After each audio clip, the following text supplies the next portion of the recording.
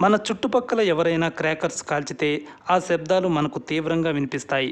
అలాగే ఎక్కడో కిలోమీటర్ల అవతల ట్రైన్ కూత పెడితే అది కూడా మనకు వినిపిస్తుంది.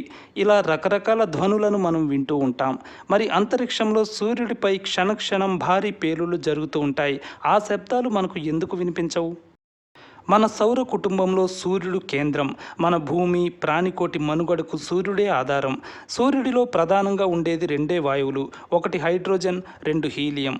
హైడ్రోజన్ సుమారు 75% ఉండగా మిగతాది హీలియం ఉంటుంది.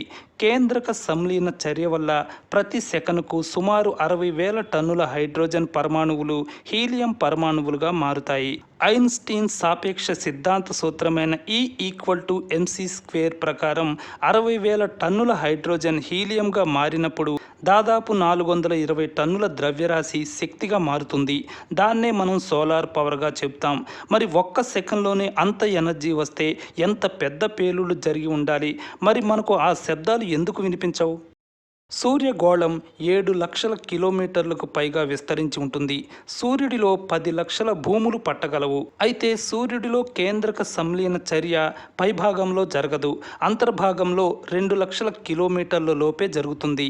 ఆ తర్వాత పుట్టే ఎనర్జీ లక్షల కిలోమీటర్లు ప్రయాణించి ఉపరితలానికి చేరుతుంది. అది చాలా వేడిగా ఉడుకుతూ ఉంటుంది. అక్కడ వేడి దాదాపు 5,600 డిగ్రీల సెల్సియస్ ఉంటుంది. అంత వేడి ఎనర్జీ ఉందంటే లోపల ఎంత పెద్ద పేలుళ్లు జరుగుతాయో ఊహకందదు. భూమి బద్దలైనట్లుగా భారీ శబ్దాలు వస్తుంటాయి. వాటిని వినడం మన వల్ల కాదు. లక్కీగా సూర్యుడి పేలుళ్ల శబ్దాలు భూమి వరకు రావు.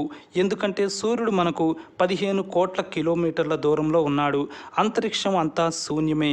శూన్యంలో కాంతి ప్రసరిస్తుంది కానీ శబ్దం ప్రయాణించలేదు. అందువల్ల సూర్యుడి శబ్దాలు శూన్యంలో ప్రయాణించి మన భూమికి రాలేవు. అందుకే అంతరిక్షంలో వ్యోమగాములు గట్టిగా అరిచినా పక్కనే ఉన్న వాళ్ళకు కూడా వినిపించదు.